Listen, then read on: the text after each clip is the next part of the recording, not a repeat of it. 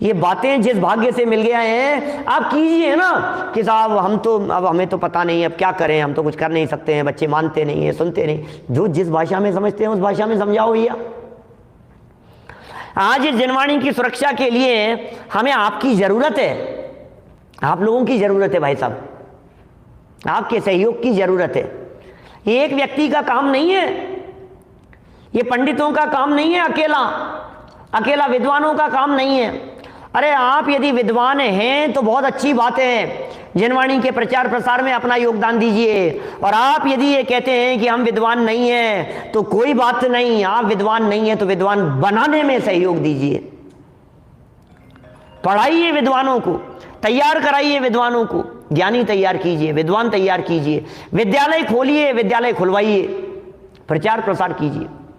यदि आप ये नहीं कर सकते हैं तो शास्त्रों को ट्रांसलेट कीजिए कि साहब हमारे पास में बुद्धि नहीं है तो ट्रांसलेट करवाइए, कि नहीं साहब हम ये नहीं कर सकते हैं तो कोई बात नहीं, खुद तो पढ़िए, बच्चों को तो पढ़ाइए।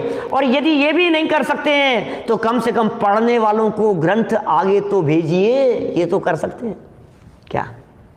क्यों साहब?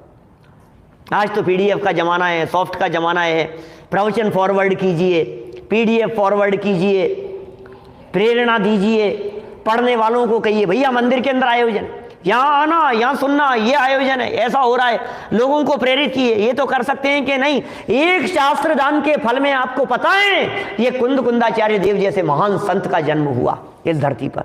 क्या हुआ था पिछले जन्म में, कहानी नहीं सुनाऊंगा पूरी। पिछले जन्म में किसी और क्षेत्र में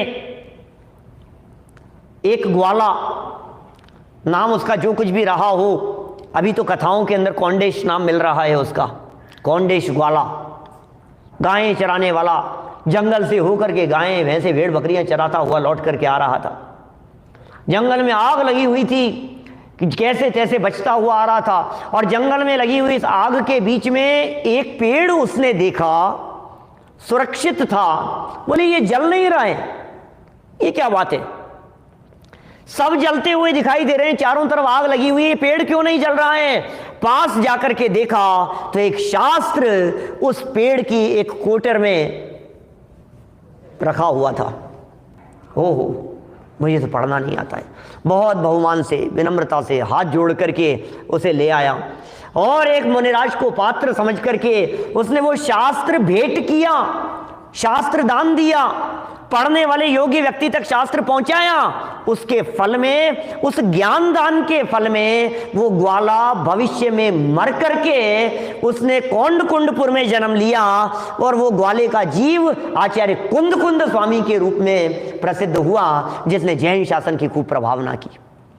कितना बड़ा काम! ये ज्ञान दान का फल केवल ज्ञान की प्राप्ति का है हमारे यहाँ शास्त्रों में। इस ज्ञान दान के फल में केवल ज्ञान की प्राप्ति हो जाती है।